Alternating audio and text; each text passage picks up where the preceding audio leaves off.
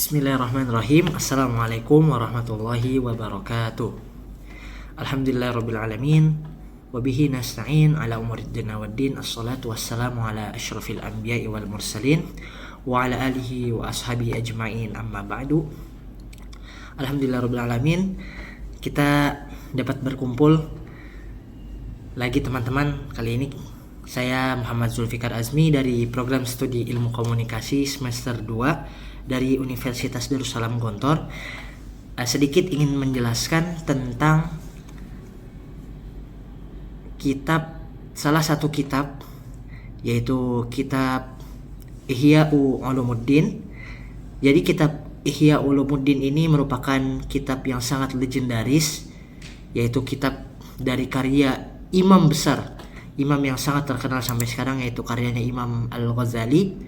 Merupakan sebuah kitab yang legendaris yang membahas tentang kaidah-kaidah dan prinsip-prinsip bagaimana seseorang itu dapat menyucikan jiwa dan bagaimana seseorang itu dapat menghidupkan ilmu agama. Seperti yang terdapat Ihya Ulumuddin. Ihya itu berarti hidup. Ihya kehidupan. Ulumuddin, ulum jamak daripada ilmun, atau bisa kita bilang ilmu-ilmu. Ad-din berarti agama.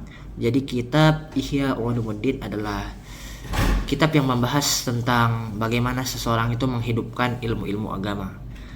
Untuk deskripsi umumnya tentang kitab Ihya Ulumuddin sendiri teman-teman, jadi kitab Ihya Ulumuddin ini adalah kitab yang tadi artinya adalah menghidupkan ilmu agama, ya, yaitu kitab yang paling terkenal dari karangan imam besar, yaitu Imam Al-Ghazali. Kitab ini mengandung unsur-unsur, atau lebih khususnya terdapat 2 unsur, yaitu unsur fiqh dan tasawuf, dan berbagai macam pembahasan-pembahasan lainnya, persoalan-persoalan tentang ilmu agama, terutama khususnya ya teman-teman yang berhubungan dengan ilmu tasawuf. Kitab ini ditulis untuk bagaimana cara mengatasi kondisi rusaknya kehidupan beragama pada zaman sekarang, khususnya teman-teman, pada zaman yang penuh dengan teknologi, pada zaman yang penuh dengan berbagai macam informasi. Jadi kitab ini sangat mendukung kita. Bagaimana sih kita dapat mengatasi hal tersebut? Bagaimana kita dapat menggunakan ilmu-ilmu agama dalam mengambil hikmah dan nilai dari kehidupan kita di sekitar kita, bagaimana kita berinteraksi dengan orang lain, khususnya di zaman sekarang teman-teman, ya, zaman yang penuh dengan perkembangan dan teknologi ini. Karena dengan zaman yang penuh dengan perkembangan dan teknologi ini teman-teman, pasti banyak sekali, mulai dari godaan, ya, baik itu godaan dari yang tidak terlihat maupun yang terlihat, ya, mulai dari godaan-godaan yang memang itu menuruti hawa nafsu kita, sehingga kita menggenjolak hawa nafsu kita. Misalkan teman-teman, kita melihat sesuatu, contohnya mobil atau lain sebagainya. Wah, kita menginginkan mobil tersebut dengan nafsu kita yang sangat besar. Padahal kita tidak mengetahui apa sih manfaat mobil tuh kalau kita misalkan beli mobil tersebut buat diri kita, ya. Jadi dengan Ihya Ulumuddin ini, yaitu membahas tentang permasalahan-permasalahan yang terdapat dari zaman-zaman dahulu, sehingga kita dapat menjadikan nilai-nilai atau menjadi pembelajaran bagi kita untuk zaman sekarang. Sehingga yang namanya ilmu-ilmu agama itu bukan hanya sekedar yang digunakan pada zaman dahulu, tetapi ilmu agama juga berkolerasi atau menyambung, berhubungan dengan ilmu-ilmu yang sekarang. Nah, ini menunjukkan teman-teman bahwasannya ilmu agama itu bukanlah ilmu yang hanya dipakai pada zaman Rasul saja, pada zaman dahulu saja. Jadi walaupun Rasul sudah wafat, walaupun memang sudah lama teman-teman, zaman-zaman Abu Bakar, zaman Umar sudah berlewat, berganti dengan zaman-zaman sekarang teman-teman. Jadi ilmu agama itu bukan hanya ilmu yang membahas zaman-zaman terdahulu, akan tetapi zaman sekarang pun masih berhubungan, masih berkorelasi teman-teman, ya. Dan juga kitab ini bertujuan untuk menghidupkan kembali nilai-nilai agama yang mulai terabaikan. Ya, seperti yang kita ketahui teman-teman, banyak sekali ya zaman sekarang nilai-nilai agama sudah mungkin tidak terlihat lagi teman-teman. Ya, dari kita mulai keliling-keliling di sekitar kita, banyak sekali orang-orang yang melakukan maksiat. Mungkin zaman dahulu orang-orang melakukan maksiat dia hanya sebagai maksiat di belakang dan tidak terlihat. Akan tetapi pada zaman sekarang mereka sudah mulai percaya diri. Mereka sudah mulai ya biasa saja. Karena memang sudah terbawa oleh zaman sekarang ini, yang zaman dengan mungkin orang-orang sudah terbiasa melakukan dosa di depan orang yang lainnya. Jadi satu dengan yang lainnya sudah terbiasa. Oke, maksiat biasa aja. Jadi seperti itu. Nah, dengan kitab ini diharapkan teman-teman kita dapat menghidupkan kembali nilai-nilai agama yang mulai terabaikan atau mungkin hilang. Ya, dengan ilmu-ilmu fiqh, ilmu tasawuf yang ada. Ya, jadi kita dapat mengetahui bagaimana sih kita menghidupi ilmu-ilmu agama di zaman sekarang ini. Ya, terutama bagi kita teman-teman generasi Z yang kita mempunyai peran yang sangat penting dalam interaksi, dalam membangun ya hubungan, ya terutama Gen Z nih ya teman-teman, dalam membangun hubungan yang ada dalam kehidupan nih di masyarakat terutama teman-teman. Jadi seperti itu.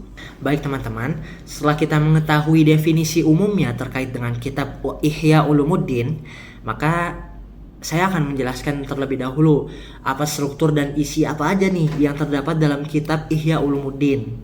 Oke, kitab ini teman-teman dibagi menjadi 4 bagian dasar, ya, atau kita bilang yang terkenalnya dengan kata rubu', ya. Yang pertama rubu' ibadah. Apa itu rubu' ibadah teman-teman? Yaitu bagian-bagian atau bagian dasar daripada kitab Ihya Ulumuddin yang mencakup aspek-aspek seperti ibadah, rubu' ibadah, ya, seperti zakat, seperti sholat, puasa, haji, dan ibadah-ibadah lainnya teman-teman.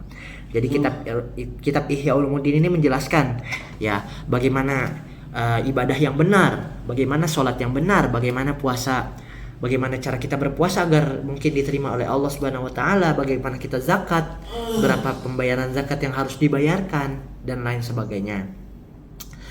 Dan untuk yang kedua ada rubu' adat. Nah, rubu' adat berarti perilaku atau kebiasaan teman-teman. Jadi dalam kitab Ihya Ulumuddin ini terdapat beberapa hal yang menjelaskan dan menggambarkan perilaku keseharian, termasuk etika, pernikahan, pergaulan, dan lain sebagainya. Jadi dalam Islam teman-teman, yang namanya etika, pernikahan, dan pergaulan itu tuh bukan hanya sekedar 3 ini. Bukan hanya sekedar kita mengetahui etika tuh hanya sebatas adab. Bukan kita mengetahui pernikahan ini hanya sebatas ijab dan qabul. Bukan hanya kita mengetahui pergaulan ini cuma hanya berinteraksi dengan satu sama lainnya. Tetapi dalam agama Islam kita harus tahu bagaimana sih konsep Islamnya itu dalam beretika, bagaimana konsep Islam dalam pernikahan, bagaimana konsep Islam dalam pergaulan teman-teman, ya. Dan yang ketiga nih teman-teman, rub'u al-muhlikat. Apa itu rub'u al-muhlikat? Rub'u al-muhlikat adalah sesuatu yang membahas perilaku yang merusak diri, seperti hawa nafsu dan sifat-sifat tercela lainnya. Jadi dalam kitab Ihya Ulumuddin ini kita juga membahas teman-teman yang namanya perilaku yang merusak diri, seperti hawa nafsu dan sifat-sifat tercela. Dengan hawa nafsu yang berlebihan teman-teman dan kita tidak bisa menahannya, maka itu dapat merusak diri kita teman-teman.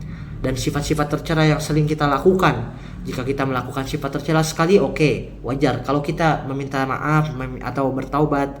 Tetapi kalau kita mengulang-ulangnya secara terus-menerus, maka itu akan menjadi sesuatu yang kebiasaan. Kembali ke rubu' adat yang menjadi perilaku yang sudah biasa. Dan yang keempat teman-teman, ada rub'ul munjiyat. Apa itu rub'ul munjiyat? Menjelaskan perilaku-perilaku yang menyelamatkan, seperti taubat, sabar, dan ikhlas. Nah, jadi ini kebalikan dari rub'ul muhlikat. Apa itu? Rumul munjiat ini yang menjelaskan perilaku yang menyelamatkan, sedangkan tadi itu yang merusak. Nah, jadi yang menyelamatkan ini apa aja? Ada taubat, sabar, ikhlas, qanaah, dan lain sebagainya, teman-teman. Bagaimana kita dapat mengamalkan Rumul munjiat ini?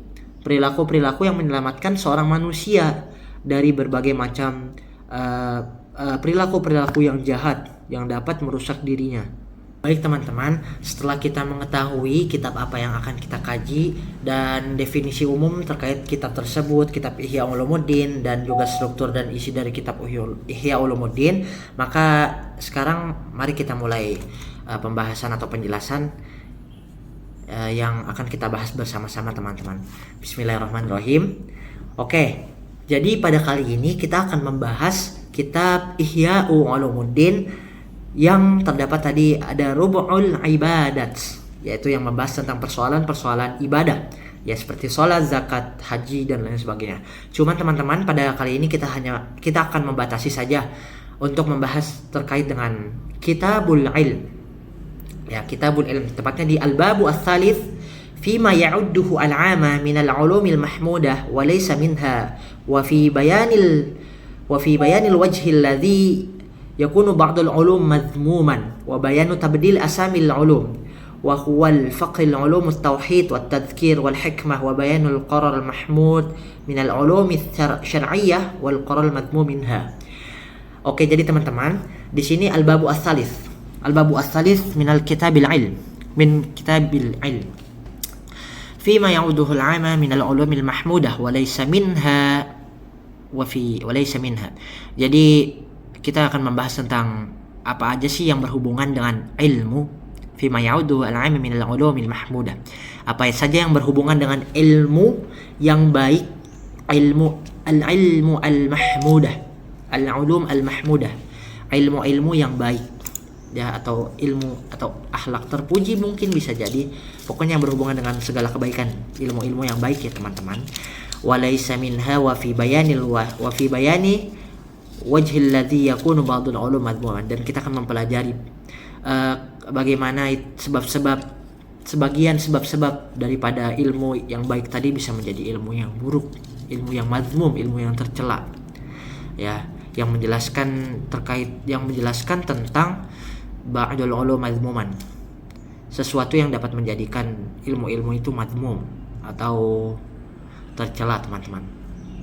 Wa bayanu tabdil asamil ulum wa huwa al-fiqh wal ulum at-tauhid wa at-tadhkir wal hikmah, dan beberapa penjelasan tentang ilmu-ilmu fiqih, ilmu tauhid, ilmu tazkir, ilmu zikir wal hikmah, dan hikmah. Wa bayanul qarar mahmud min al-ulum asy-syar'iyyah wal qarar madhmum minha, dan tentang ilmu-ilmu syar'iyyah daripada ilmu yang mulia, ilmu yang baik, dan ilmu-ilmu syar'iyyah yang ditetapkan sebagai ilmu yang tercela atau jahat, teman-teman. Oke, kita masuk ke bayanu illati dhimmil ulumil madhmum. Oke teman-teman, sebelum kita masuk dulu nih teman-teman, pasti kita harus mengetahui apa itu pengertian daripada ilmu. Jadi la'allaka taqul al-ilmu huwa ma'rifatu syai' ala ma huwa bihi wa huwa min sifatillahi subhanahu, fa kaifa yakunu syai'a ilman wa yakunu ma'a kaunihi ilman madhmuman. Nah, jadi teman-teman, kita akan menjelaskan ilmu terlebih dahulu nih. Al-ilmu huwa ma'rifatu syai' ala ma huwa bihi wa huwa min sifatillahi subhanahu, fa kaifa yakunu syai'a ilman wa yakunu ma'a kaunihi ilman madhmuman. Jadi teman-teman, apa sih yang disebut dengan ilmu itu? Ilmu itu adalah segala sesuatu, al-ulum huwa ma'rifatu syai', pengetahuan terhadap sesuatu, ala ma huwa bihi.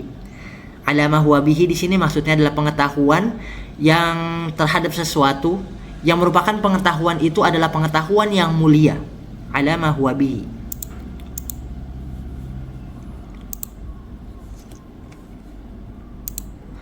Dan wa huwa min sifatillahi subhanahu. Nah, sebelum itu kita jelasin dulu nih maksud dari al-ilmu huwa ma'rifatu syai' ala ma huwa bihi. Jadi yang namanya ilmu itu adalah ilmu yang paling mulia, pengetahuan sesuatu, akan tetapi pengetahuan itu mulia dalam masih konsep terpuji baik. Istilah ini merujuk yang namanya pada pengetahuan yang objektif, pengetahuan yang jelas tentang Allah tanpa adanya kekabulatan, atau kita bilang tanpa adanya berita-berita yang tidak jelas yang sehingga mengganggu kebenaran dari sebuah ilmu pengetahuan yang ada, dan bahkan ada penafsiran yang tidak jelas. Nah, dan kalau dalam konteks tasawuf teman-teman, ma'rifatullah ini adalah pengetahuan yang mendalam dan penuh dengan rahasia-rahasianya, yang tidak hanya sekedar pengetahuan tetapi juga penghayatan yang mendalam. Dengan kata lain nih teman-teman, ilmu yang paling mulia itu adalah ilmu yang mencakup pengetahuan tentang Allah. Jadi ilmu-ilmu yang banyak tersebut, tapi ilmu yang paling mulia itu apa? Ilmu yang mencakup tentang Allah, ma'rifatullah, dan sifat-sifatnya secara utuh dan jelas teman-teman. Jadi gini teman-teman, ilmu itu kan banyak, dan yang paling mulia adalah ilmu tentang Allah, ma'rifatullah. Kita harus mengetahui bagaimana sifat-sifat Allah, bagaimana nama-nama baik Allah, sehingga kalau kita sudah mengetahui hal tersebut, insya Allah dengan ilmu-ilmu yang lainnya kita akan lebih mudah lagi teman-teman. Seperti itu. Jadi ma'rifatullah ini adalah ilmu yang paling mulia ya, dibandingkan dengan ilmu-ilmu yang lainnya. Seperti itu teman-teman. Lanjut teman-teman. Wa huwa min sifatillahi subhanah, dan ilmu tersebut merupakan merupakan bagian dari sifat-sifat Allah. Jadi kenapa ilmu tersebut dikatakan sebagian dari sifat-sifat Allah? Jadi karena ilmu itu merupakan sumber dari segala jenis ilmu-ilmu yang lain. Ya, karena Allah lah yang merupakan sumber dari segala ilmu dan pengetahuan-pengetahuan yang lain. Dalam Islam teman-teman, ilmu itu dipandang sebagai anugerah yang Allah berikan kepada manusia, yang manusia itu bertugas harus menghargai dan digunakan ilmu tersebut untuk kebaikan umat Islam, untuk kebaikan umat manusia. Nah, dengan ilmu tersebutlah seorang individu dapat membantu individu yang lainnya. Jadi kita ditugaskan oleh Allah Subhanahu wa taala, dengan Allah memberikan akal dan pikiran kepada manusia, maka dari itu kita harus memanfaatkan ilmu tersebut untuk saling membantu. Kita harus memanfaatkan ilmu tersebut untuk yang namanya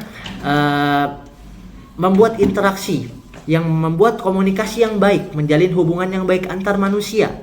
Jadi ilmu yang Allah berikan bukan digunakan untuk segala hal yang diharamkan, segala hal yang tidak Allah perintahkan, tetapi ilmu tersebut harus digunakan untuk yang namanya kebaikan, bukan untuk kejahatan. Baik teman-teman, kita lanjutkan. Fa kaifa yakunu syai'u ilma wa yakunu ma'a kaunihi ilman madhmuman. Dan bagaimana dikatakan bahwasannya sebuah ilmu kalau seandainya dengan ilmu tersebut adalah perbuatan yang tercela. Maksudnya di sini teman-teman, bagaimana seseorang itu bisa mengatakan itu adalah ilmu, sedangkan perbuatan atau hal tersebut merupakan hal yang tercela. Kalau kita simpulkan teman-teman, pada hakikatnya ilmu itu dikatakan ilmu, tetapi kalau seandainya ada perbuatan tercela, itu tidak bisa kita katakan sebuah ilmu. Fa'lam annal ilma la yudhammu li'ainihi wa innama yudhammu fi haqqil ibad li ahadi asbabi thalatha. Maka ketahuilah teman-teman, annal ilma la yudhammu li'ainihi. Pada hakikatnya ilmu itu adalah sesuatu yang mulia. Innal ilma la yudhammu. Sesungguhnya pada hakikatnya ilmu itu tidak tercela. ilmu itu tidak buruk, teman-teman. Wa innama yudhammu fi haqqil ibad li ahadi asbabi thalatha. Tapi sesungguhnya ilmu itu menjadi tercela dikarenakan adanya dampak dan sebab-sebab yang dilakukan oleh seorang manusia. Kembali lagi ke tadi teman-teman. Innama yudhammu fi haqqil ibad. Ya, fi haqqil ibad li ahadi asbab salasah. Ya, dampak yang ditimbulkan oleh manusia mengakibatkan ilmu yang pada hakikatnya mulia dan tidak tercela menjadi tercela. Li ahadi asbabi salasah, dengan beberapa sebab di antaranya. Yang pertama, al-awwalu an yakuna muaddiyan ila dararin ma imma bi sahibihi wa imma bi ghairihi kama yudhammu ilmu sihr wa talasmat wa huwa haqqun idza syahida al-Qur'ana lahu wa annahu sababun yatawassalu bihi ila tafriqati baina az-zawjain. Baik, an yakuna muaddiyan ila dararin ma. Awalan nih teman-teman, an yakuna muaddiyan ila dararin ma. Ilmu itu mengantarkan kepada mudarat. Salah satu penyebabnya nih teman-teman. Kenapa bisa ilmu itu tercela? Karena yang pertama adalah ilmu tersebut membawa kita kepada hal yang mudarat, kepada hal yang berbahaya teman-teman ya. Mudarat itu berbahaya. Wa inna imma bi sahibihi wa imma bi ghairihi. Baik bahayanya tersebut untuk diri sendiri, baik bahayanya untuk teman-teman sekitar kita, baik bahayanya untuk orang-orang lain di sekitar kita. Kama yudhammu ilmu sihir wat talasmat.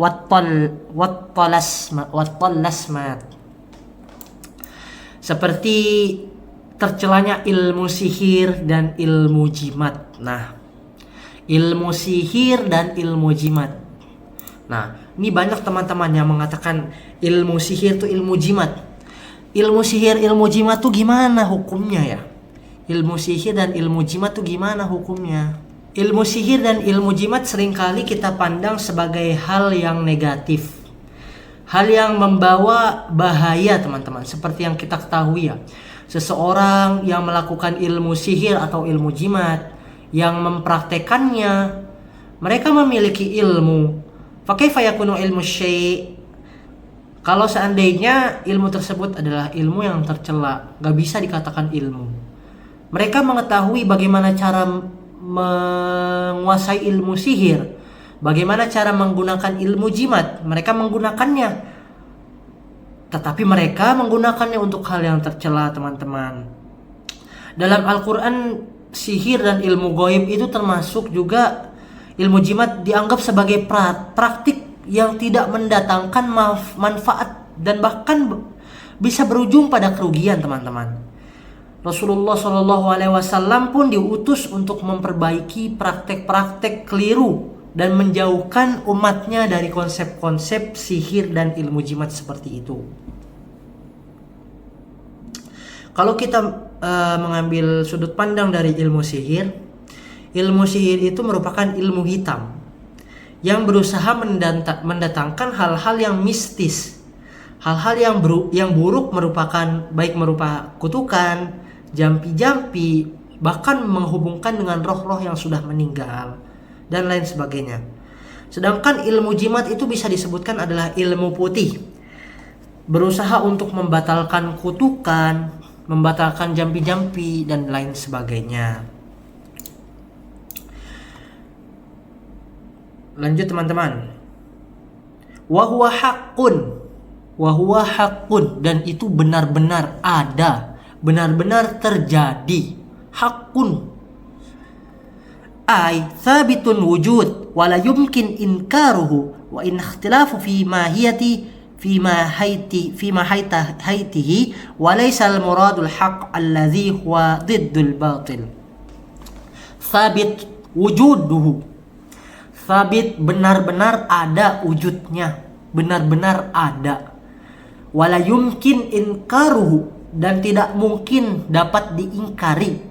Wa in ikhtilaf fi mahiyatihi, walaupun ada yang namanya sudut pandang atau pendapat-pendapat ikhtilaf, perselisihan, pertentangan yang berbeda-beda. Walaisal muradul haq alladhi huwa diddul batil, dan itu benar-benar ada, ya, benar-benar batil, rusak. Idh syahidal qur'ana lahu wa annahu sababun yatawassalu bihi ila tafriqah bainaz zawjain. Dalam Al-Quran pun sudah dijelaskan teman-teman. Al-Quran sendiri itu mengetahui bahwasannya ilmu sihir dan ilmu jimat itu ada dan nyata. Bukan khayalan, tapi ia digunakan untuk memecah hubungan, untuk memecah rumah tangga.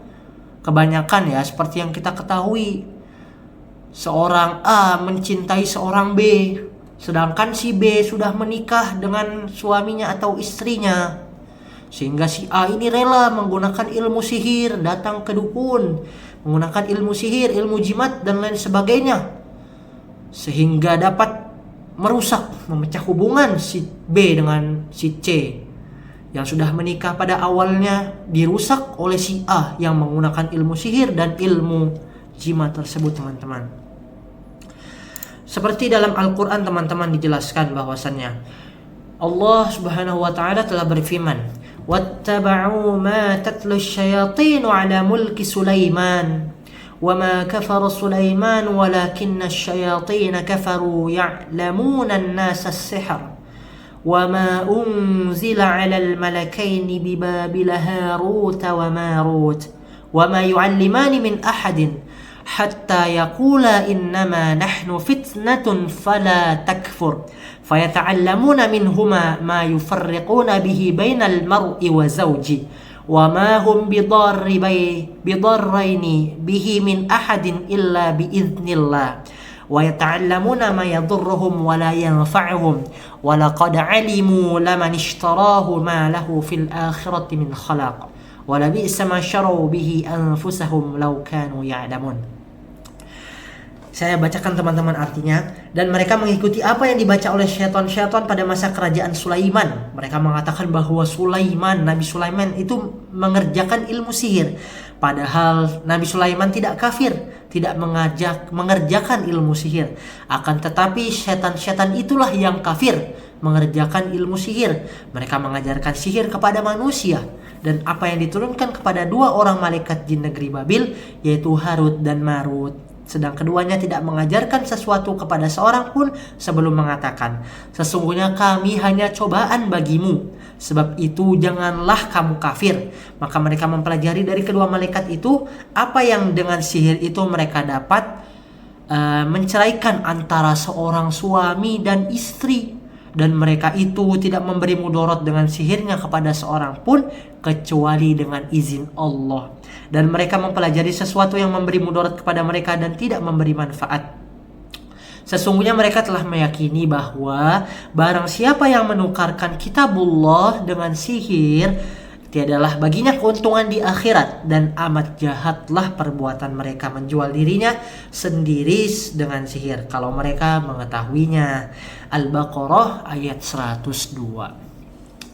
Dari sini kita dapat menjelaskan bahwasannya dari zaman Nabi Sulaiman pun kita sudah mengetahui adanya ilmu sihir, teman-teman.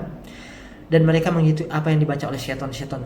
Kalau kita melihat dari asbabun nuzul ayat ini, teman-teman, asbabun nuzul ayat ini adalah menjelaskan bahwasannya Nabi Sulaiman itu tidak menggunakan ilmu sihir. Ayat ini yang menjelaskan bahwasannya Nabi Sulaiman itu tidak menggunakan ilmu sihir. Dengan ayat ini membantah Allah yang menjelaskan Nabi Sulaiman itu tidak kafir, tidak menggunakan ilmu sihir. Akan tetapi yang kafir siapa? Yang menggunakan ilmu sihir itu siapa? Yaitu para jin dan setan-setan. Seperti itu, teman-teman. Dan kita kembali kepada malaikat-malaikat yang terdapat di dalam ayat tersebut, yaitu malaikat Harut dan Marut. Nah, kedua malaikat ini adalah malaikat yang diuji oleh Allah Subhanahu wa taala dengan hawa nafsunya dan lain sebagainya, yang memang ceritanya sangat panjang, teman-teman. Wa qad suhira Rasulullah sallallahu alaihi wasallam wa marada bisababihi hatta akhbarahu Jibril alaihi salam bidzalik wa akhrajal sihr min tahta hajar fi qaribi. Bahkan Rasulullah Shallallahu Alaihi Wasallam pun pernah disihir, teman-teman, pernah mendapatkan sihir dari orang lain, sehingga dengan sihir tersebut Rasulullah Shallallahu Alaihi Wasallam jatuh sakit, wa marada bisababihi hatta akhbarahu Jibril alaihi salatu wassalam, sehingga sehingga malaikat Jibril pun memberitahu Rasul, ya Rasulullah, sesungguhnya kamu terkena sihir. Akhbarahu Jibril, bahwasanya ya Rasulullah, sungguh kamu telah terkena sihir. Wa akhrajahu sihr min tahti hajarin fi qaribin, dan sehingga pada akhirnya malaikat Jibril pun mengeluarkan sihir tersebut dari Rasulullah Shallallahu Alaihi Wasallam. Baik, teman-teman, kita langsung lanjut saja ke as-sababu ats-tsani, an yakuna mudarran bi sahibihi fi ghalibil amr ka ilmin nujum fa innahu fi nafsihi ghairu madmun li dzatihi id huwa qismani. Dan sebab-sebab yang kedua kenapa ilmu itu dikatakan tercela, yaitu an yakuna mudarran bi sahibihi fi ghalibil amr, yaitu karena berbahaya bi sahibihi terhadap bi sahibihi, berbahaya untuk teman-temannya, untuk bisahibihi fi ghalibil amr, untuk teman-temannya yang mempelajari ilmu tersebut. Nah, untuk orang-orang yang mempelajari ilmu tersebut, ka ilmin nujum, seperti ilmun nujum atau ilmu perbintangan. Fa innahu fi nafsihi ghairu madmum li dzatihi in huwa qismani.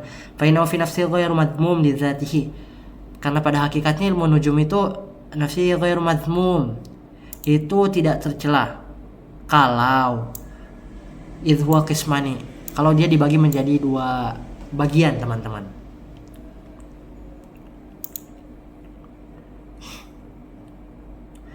Karena pada hakikatnya ilmu nujum itu pada prakteknya sering membawa mudarat bagi orang-orang yang mempelajarinya. Contoh yang dipakai ilmu nujum itu adalah ilmu perbintangan, ya, sebagai contohnya.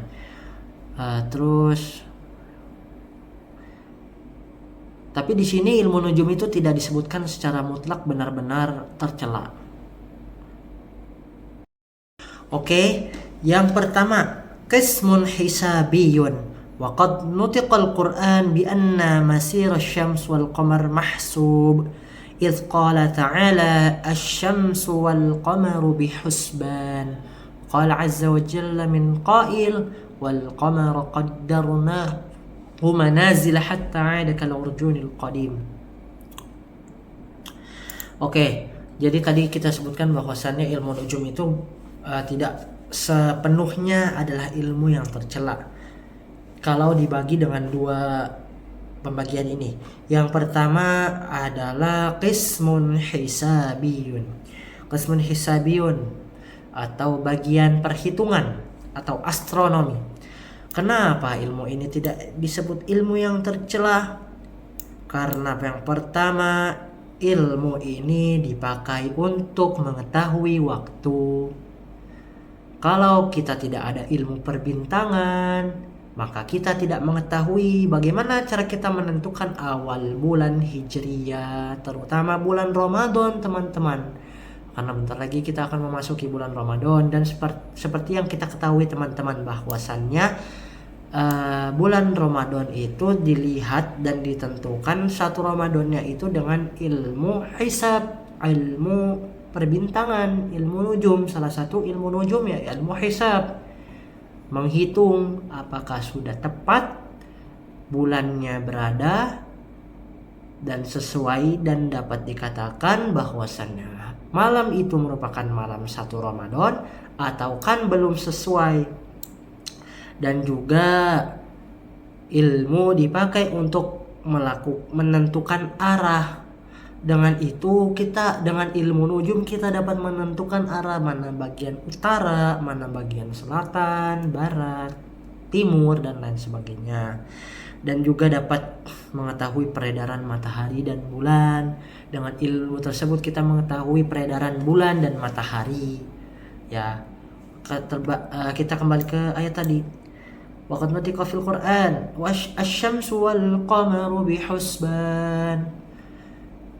Matahari dan bulan bihusban itu digunakan sebagai alat untuk penghitung, penentu perhitungan jadwal kalender, jadwal hijriyah terutama, dan jadwal masehi untuk matahari. Wal qamar qaddarnahu manazil hatta 'ada kal urjunil qadim. Di sini pun menjelaskan Al-Qur'an, wal qamar qaddarnahu manazil hatta 'ada kal urjunil qadim. Bulan itu bukan hanya satu fase, tetapi bulan mempunyai beberapa fase yang sudah ditentukan. Fase-fase yang sudah memiliki ciri khasnya masing-masing. Pada tanggal segini sampai segini, bagaimana bentuk bulannya? Pada tanggal pertengahan bulan Hijriah, bulan membentuk bulan purnama. Dan bagaimana situasi keadaan air laut, apakah pasang atau surut? Air laut pasang pada tanggal-tanggal berapa? Air laut surut pada tanggal-tanggal berapa? Itu waqaddarnahu manazil hatta 'ada kal urjunil qadim. Itu sudah ditentukan daripada zaman-zaman yang lama, teman-teman. Jadi ilmu perbintangan itu baik dan sah dan dibenarkan oleh syariat kalau seandainya ilmu itu digunakan tadi untuk memperhitungkan. Wathani al-ahkam wa hasiluhu yarji' ila al-istidlal 'ala al-hawadith bil asbab wa huwa yudahi istidlal at-tabib bin nabdi 'ala ma sayahaddathu min al-marad wa huwa ma'rifatun بمجاري سنة الله تعالى وعادته في خلقه ولكن دمه الشرع قال رسول الله صلى الله عليه وسلم إذا ذكر القدر فامسكوا وإذا ذكرت النجوم فامسكوا وإذا ذكر أصحابي فامسكوا.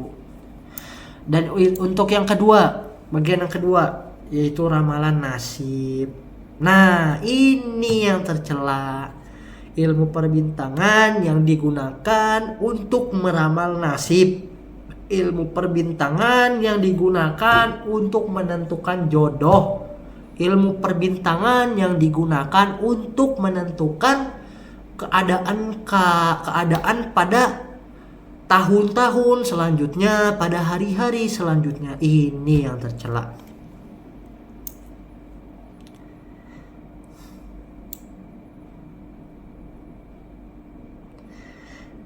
Intinya ilmu yang kedua ini menjelaskan kejadian di bumi dari posisi bintang. Nah, yang kita ketahui posisi bintang seperti ini. Wah, apa yang akan terjadi dengan posisi bintang seperti ini?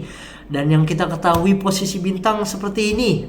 Apa yang akan terjadi dengan posisi bintang seperti ini?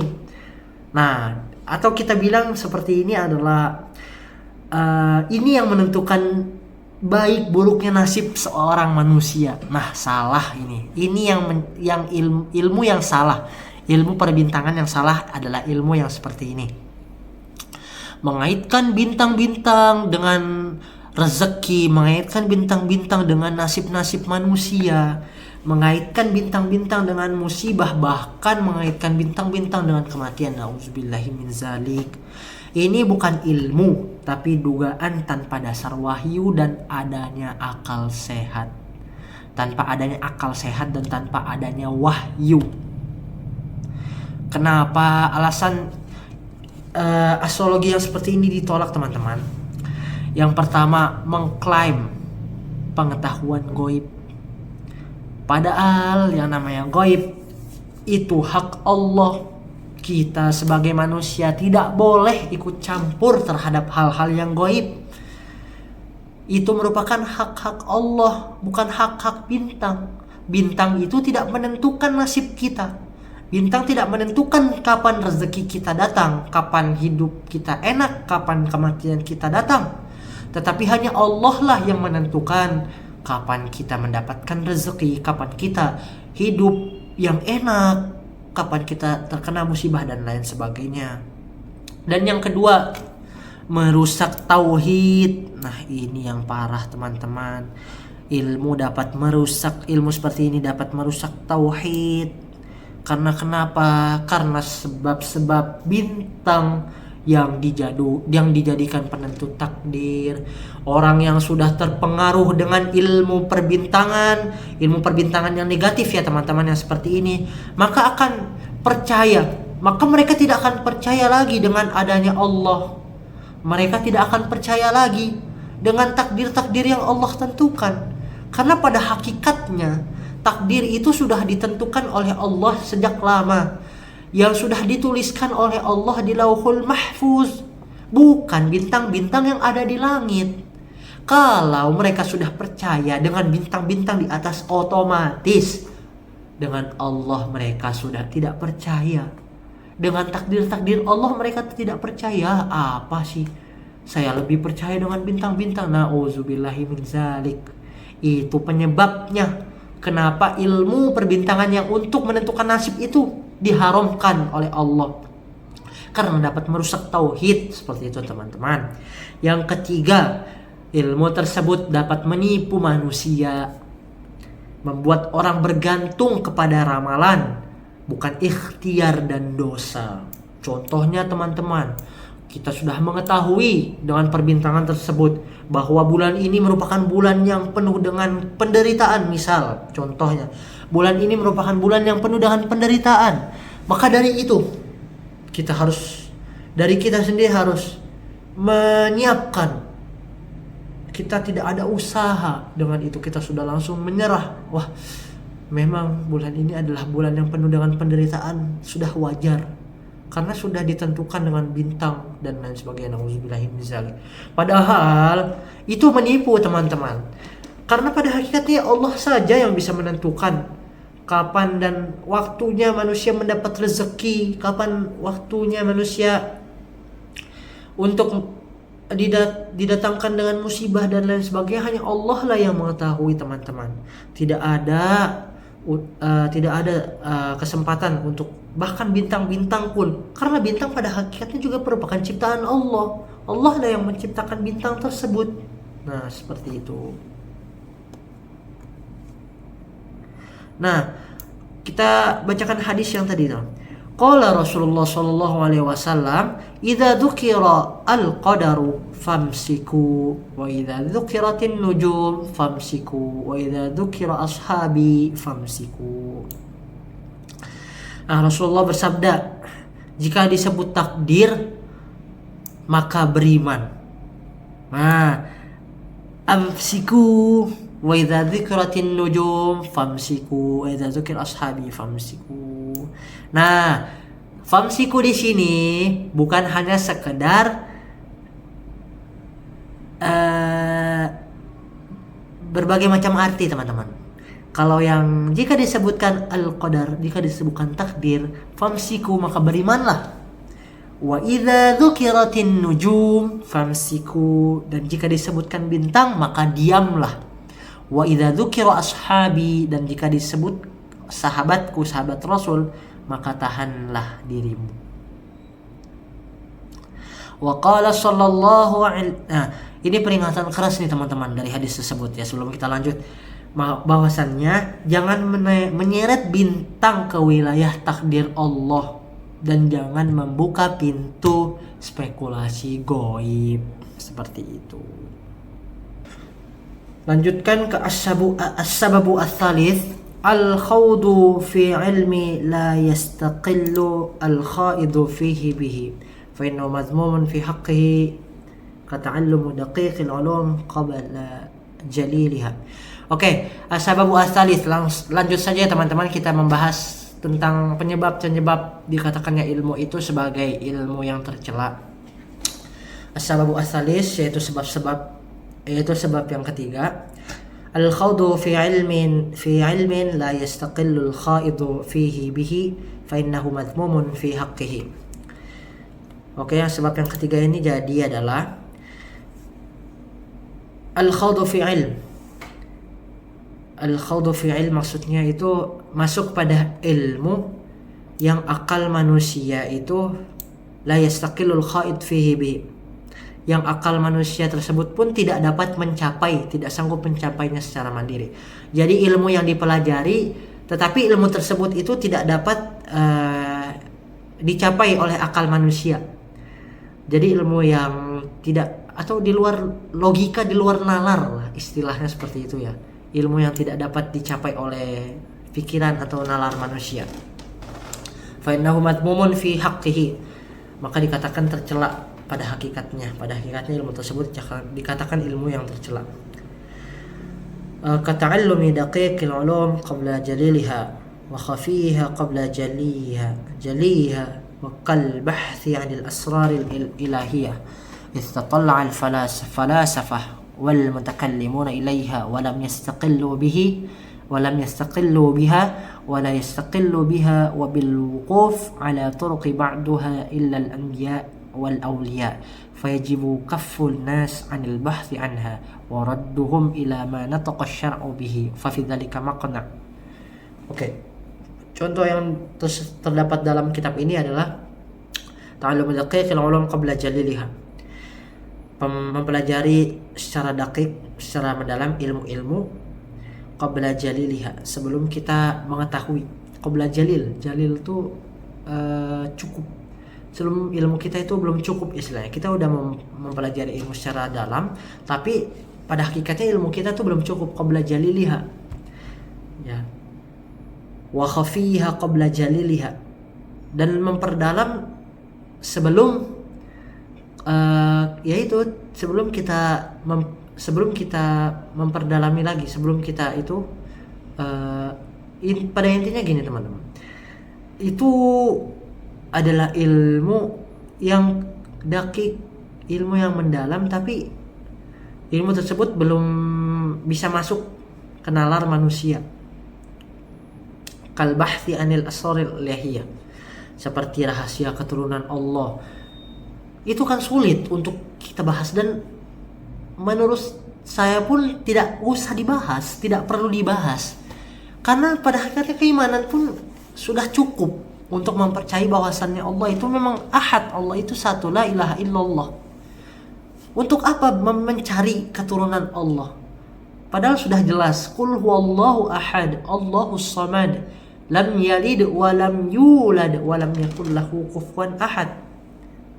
Sudah jelas Allah menjelaskan keesaannya. Qul huwallahu ahad, Allahus samad, lam yalid wa lam yulad wa lam yakul lahu kufuwan ahad. Terus juga mencari hakikat sifat Allah sebelum dan sesudah penciptaannya. Nah, untuk apa sifat Allah sebelum dan sesudah penciptaannya? Allah itu langsung ada. Allah itu yang menciptakan kita. Tidak ada kita nih, kita tidak akan ada kalau Allah pun tidak menciptakan kita. Dan untuk apa mencari sifat Allah sebelum dan sesudah kita, atau sesudah Allah itu ada?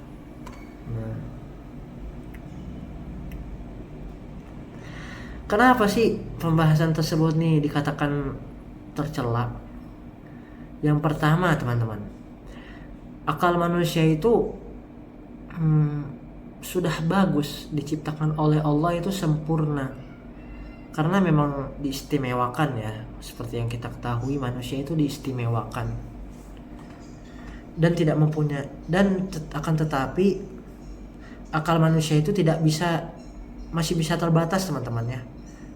Ya seperti itu, kita tidak bisa memikirkan sifat-sifat Allah sebelum dan sesudah penciptaannya.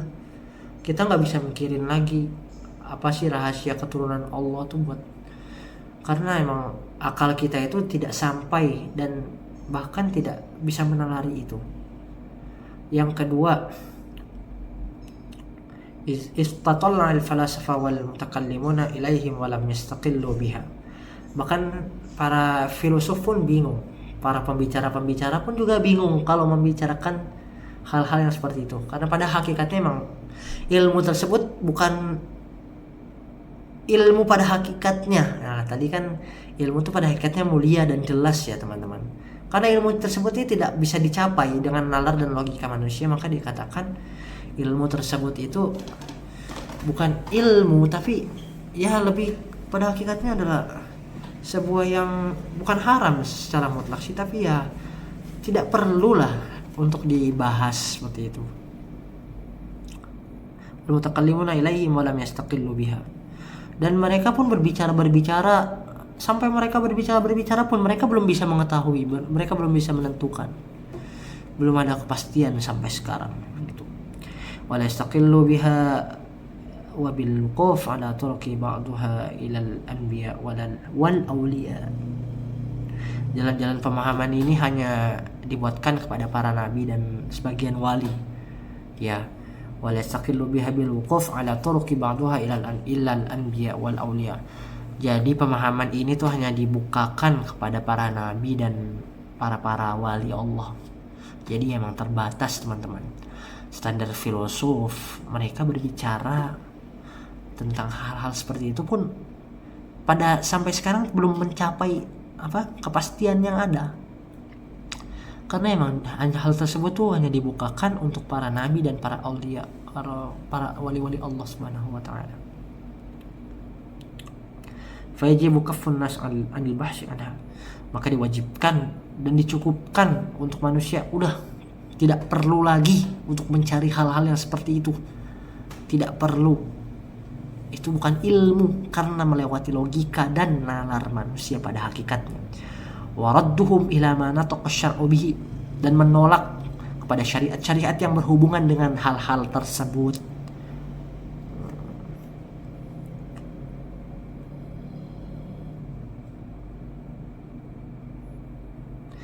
Itu. Jadi setelah itu kita ada sikap-sikap yang diwajibkan, yang dianjurkan ini. Fayajibu kaffun nas 'anil bahsi anha. Waradduhum ila ma nataqa syar'u bihi. Manusia harus ditahan dari menyelami wilayah atau ilmu-ilmu seperti itu dan dikembalikan kepada apa yang memang disyariatkan. Dan waradduhum ila ma nataqa syar'u bihi, dan kembali kepada apa saja yang sudah disyariatkan. Karena di wilayah ini wahyu itu lebih sah, lebih baik mempelajari Al-Quran, lebih baik mempelajari wahyu-wahyu yang sudah Allah turunkan daripada membahas perkara-perkara yang masih di luar nalar dan logika manusia. Wa kam min syakhsin khada fil ulum istidrar bidzalik walau lam yakhdu fiha.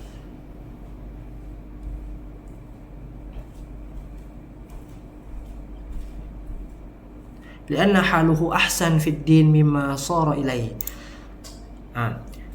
Dan betapa banyak orang yang mendalami ilmu-ilmu tersebut, ilmu-ilmu yang di luar nalar dan logika manusia.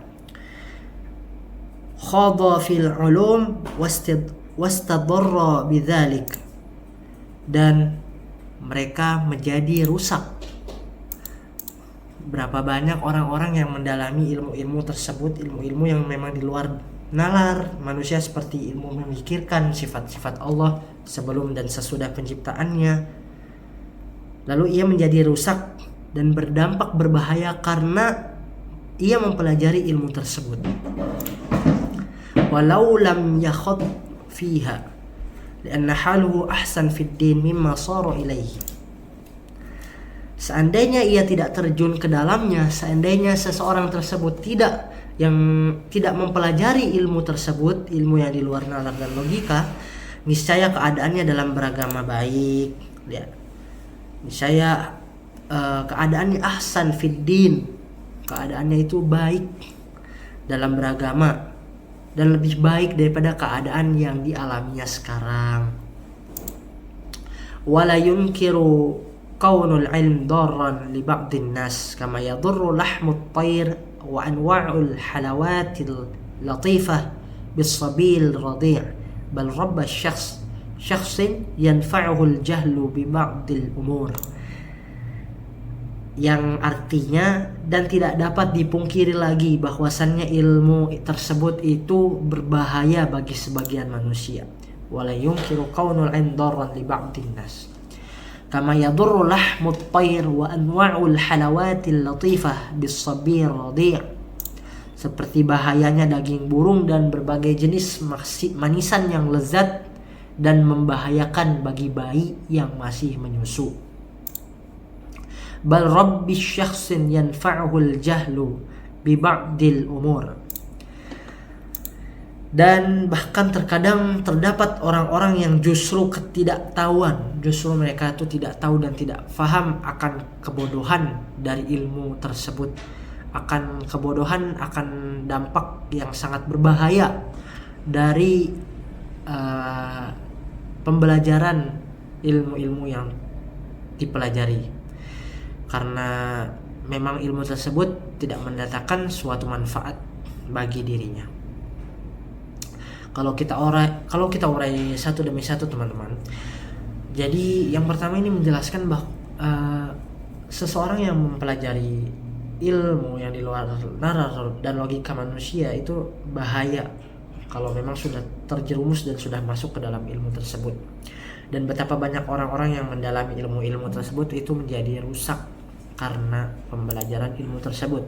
Wa kam min syakhsin khadha fil ulumi mustadrar bizalika. Berapa banyak orang-orang yang mendalami ilmu tersebut itu menjadi rusak karenanya. Penulis kitab Ihya Ulumuddin ini mengingatkan kita bahwasannya ada orang-orang yang mempelajari ilmu-ilmu tersebut yang ilmu tingkat sangat tinggi. Misalkan ilmu filsafat yang rumit, ilmu debat atau rahasia-rahasia ketuhanan. Padahal akalnya itu belum matang dan hatinya pun belum bersih. Pada akibatnya, bukannya imannya bertambah, bukannya imannya semakin baik, akan tetapi malah dia bingung, bahkan tersesat karena banyak keraguan atau syubhat-syubhat yang datang kepadanya, karena dia belum siap untuk menerima ilmu tersebut atau hatinya belum bersih. Nah, atau bahkan malah jadi sombong karena mempelajari ilmu tersebut. Andai pun tidak belajar, seandainya orang ini tidak belajar karena dia tahu bahwa dia tuh masih awam dan hanya beribadah seperti biasa saja, bahkan dia agamanya lebih bagus dan lebih baik daripada orang yang tidak mengetahui dirinya bahwa dirinya tuh belum bisa untuk menerima atau mempelajari ilmu-ilmu yang tingkat tinggi atau ilmu-ilmu yang rumit seperti ilmu filsafat dan ilmu-ilmu ketuhanan dan lain sebagainya. Nah, hal ini dianalogikan seperti bayi dan daging burung. Kenapa nih bayi dan daging burung? Sebagaimana daging burung dan berbagai jenis manisan yang sangat lezat dapat membahayakan bayi yang masih menyusu. Seperti yang kita ketahui bahwasannya bayi yang masih menyusu ya tidak boleh asal diberi makan. Jadi pada dasarnya daging burung dan manisan-manisan itu adalah makanan yang enak, mahal, bergizi tinggi ya, khususnya untuk bagi orang yang dewasa. Tidak ada yang salah sebenarnya dengan makanan tersebut. Cuman dianalogikan pada kitab ini bahwasannya daging burung dan manisan-manisan tersebut itu diberikan kepada bayi yang masih menyusui. Yang dimana bayi yang menyusui itu adalah bayi yang sistem pencernaannya itu masih lemah dan dia hanya kuat untuk minum susu ibunya tentu. Dan pada logikanya, jika bayi yang masih pencernaannya lemah dan hanya dianjurkan untuk minum air susu, jika diberikan makanan berupa daging burung atau daging-daging yang lainnya, ia malah bukan jadi sehat, tapi bisa menjadi sakit perut, bahkan bisa meninggal. Bukan karena dagingnya yang beracun, tapi karena emang bayinya tersebut belum siap untuk menerima, karena pencernaannya itu belum siap untuk mencerna makanan-makanan yang seperti itu. Nah, itu dianalogikan seperti orang yang mempelajari ilmu-ilmu yang di luar kemampuan akal sehatnya, seperti ilmu-ilmu ketuhanan, ilmu filsafat yang memang dia bukan ahlinya, maka yang ada nanti adalah kesesatan, bukan yang namanya kebenaran ataupun pengetahuan. Maka dari itu dikatakan ilmu itu menjadi salah atau tercela jika yang salah satunya jika dia itu masih di luar dari kemampuan seseorang tersebut.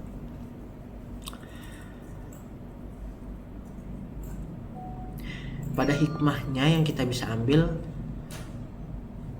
ilmu itu adalah sesuatu yang baik pada hakikatnya. Tetapi ilmu dapat menjadi tercela atau salah jika ya beberapa sebab-sebab dari 3 yang tadi sudah kita jelaskan, teman-teman.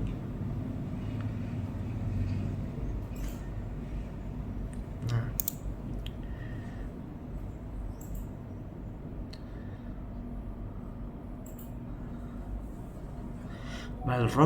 bal rabba syakhsin yanfa'uhul jahlu bi ba'dil umur.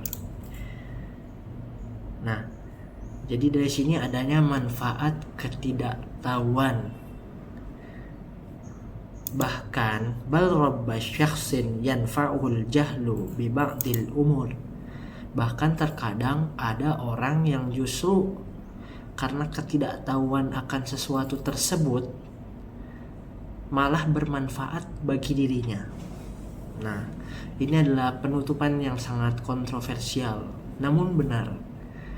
Biasanya kita disuruh untuk mencari ilmu, menuntut ilmu, dan menjauhi kebodohan, sudah pasti. Tapi ini disebut bahwasannya kebodohan itu kadang bermanfaat. Contohnya, seseorang yang tidak mengetahui bagaimana cara merakit bom, dia tidak akan bisa berbuat kerusakan dengan bom.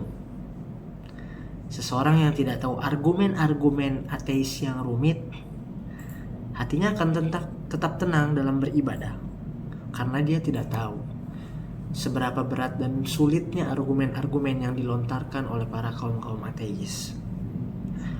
Kalau dia tahu argumen-argumen tersebut secara mendalam, tapi dia tidak punya ilmu untuk membantahnya, ya justru nanti akan berdampak kepada imannya. Imannya akan goyah. Maka baginya tidak tahu itu lebih selamat daripada dia mengetahui argumen-argumen tersebut tapi tidak ada ilmu di dalamnya. Nah, hal itu dapat membuat dia tercela. Seperti itu.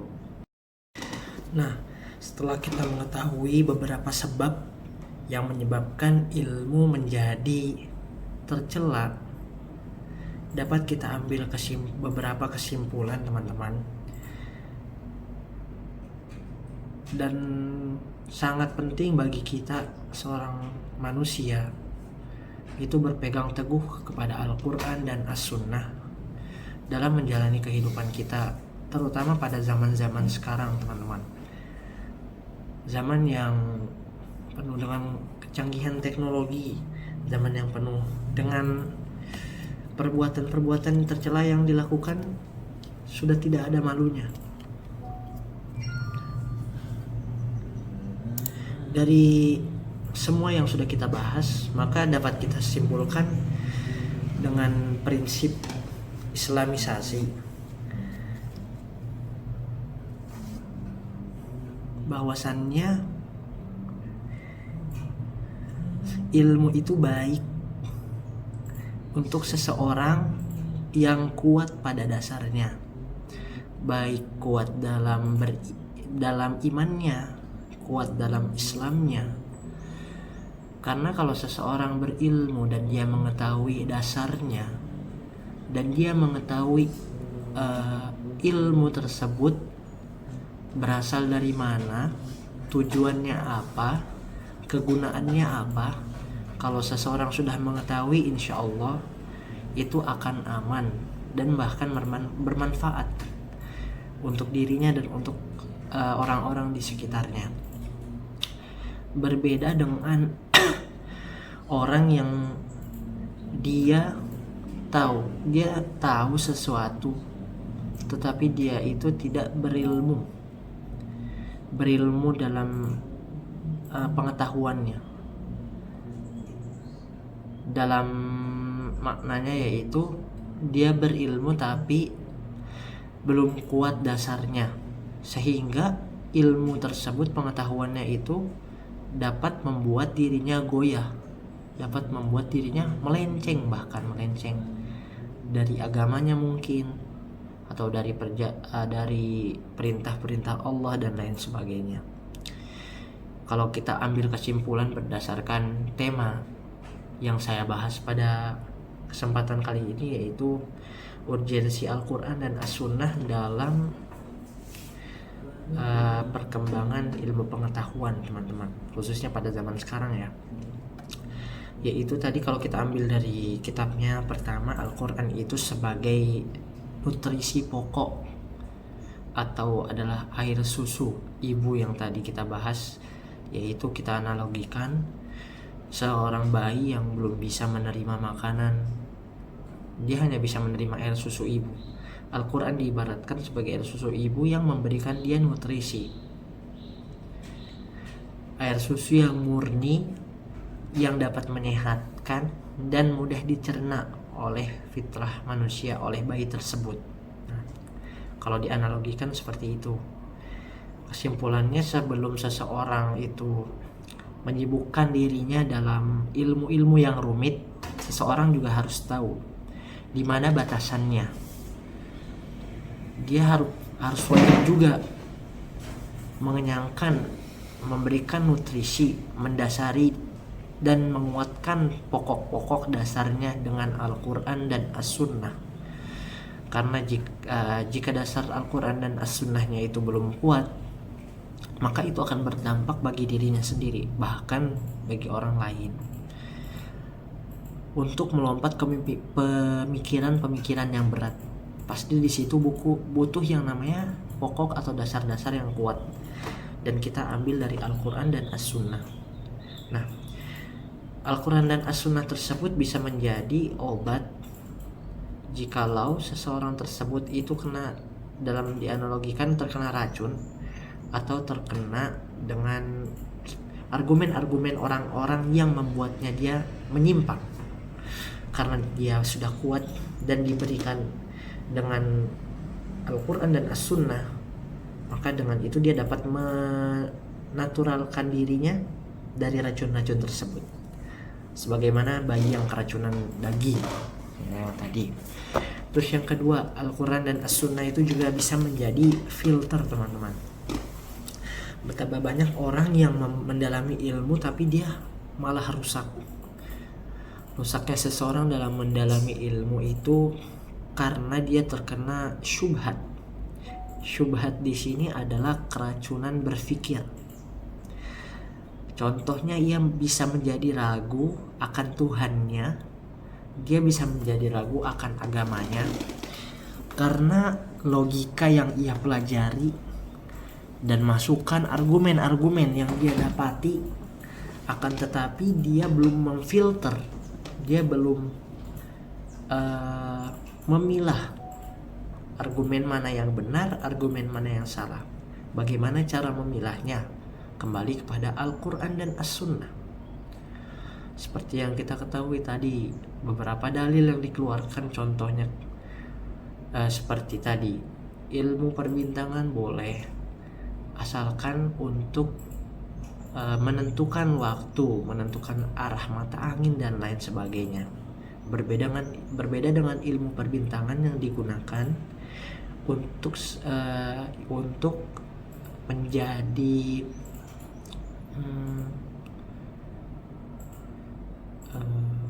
menjadi bahan acuan takdir. Kapan dia terkena musibah, pada bulan apa, bulan ini menjadikan bulan baik untuk dia dan lain sebagainya. Nah, itu yang dapat merusak dirinya. Kalau kesimpulannya adalah Al-Quran dan As-Sunnah ini berfungsi sebagai timbangan atau standarnya. Ilmu apapun yang dipelajari, kalau dia itu bertentangan dengan Al-Quran atau As-Sunnah, maka ilmu tersebut menjadi racun. Karena hanya berpegang kepada wahyulah seseorang itu bisa membedakan mana yang baik dan mana yang buruk. Al-Quran itu sudah jelas dan sudah sangat-sangat jelas membedakan mana yang baik dan mana yang buruk. Kalau memang ilmu tersebut sudah dijelaskan dalam Al-Quran bahwa itu salah, maka salah. Kalau memang dijelaskan bahwa itu benar, maka ilmu tersebut benar. Kesimpulan yang ketiga, keselamatan ada pada ittiba, bukan ibtida. Nah, maksudnya apa keselamatan ada pada ibtida? Ittiba bukan ibtida. Karena pada dasarnya seseorang yang mengikuti dan dia sudah tahu apa yang dia ikuti, tujuan apa yang dia ikuti, kalau dia memang sudah tahu, maka dia akan selamat dibandingkan dengan orang yang menjadi mubtada, ibtida, tanpa adanya dalil-dalil yang jelas. Mereka mengarang bebas tanpa adanya dalil dan bayan-bayan yang jelas dari Al-Quran dan As-Sunnah. Nah, ini menunjukkan dan menyindir orang-orang yang seandainya ia tidak terjun ke dalam sesuatu, ke dalam suatu hal, maka keadaannya itu akan lebih baik.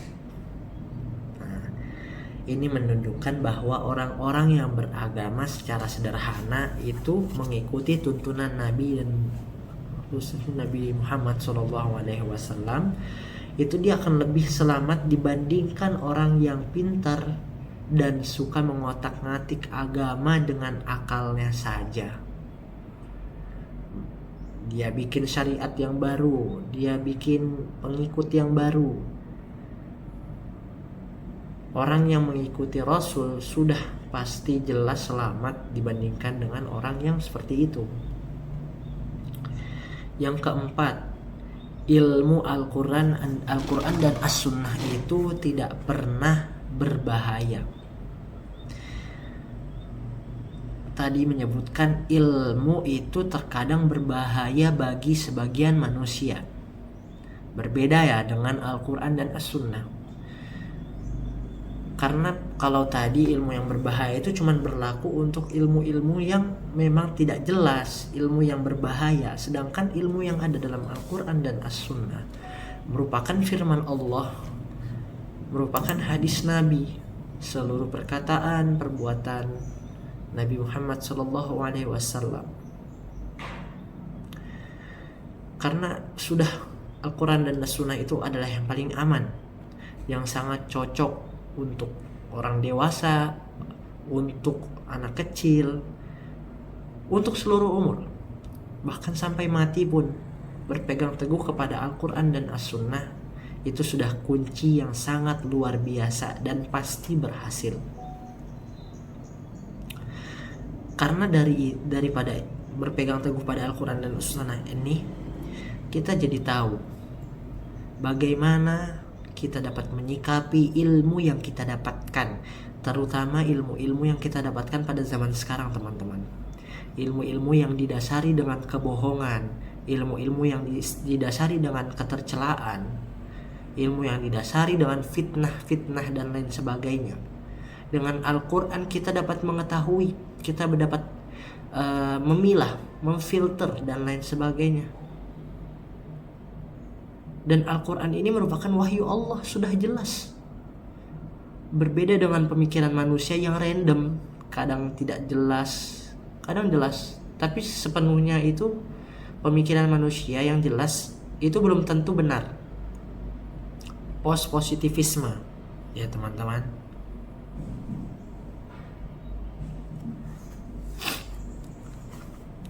Nah, untuk intisari yang terakhir, paling terakhir teman-teman, izinkan saya membacakan suatu hadis Nabi Muhammad SAW bersabda dalam hadis riwayat Imam Malik, "Taraktu fikum amrayni lan tasilu ma tamassaktum bihima, kitaballah wa sunnata nabi." Aku tinggalkan di tengah-tengah kalian dua perkara yang dimana kalian itu tidak akan tersesat jika kalian memegang dengan dua perkara tersebut. Apa itu? Kitabullah, Al-Quran, wa sunnah Nabi, dan sunnah nabinya. Jadi intinya adalah kitab Al-Quran dan As-Sunnah ini adalah dua kunci penting dalam kita menjalani kehidupan kita sehari-hari. Jika kita berilmu tanpa adanya pondasi yang kuat dari Al-Quran dan As-Sunnah, itu sama sekali tidak berfungsi, sama sekali tidak bermanfaat untuk kita, apalagi untuk orang lain. Seperti itu.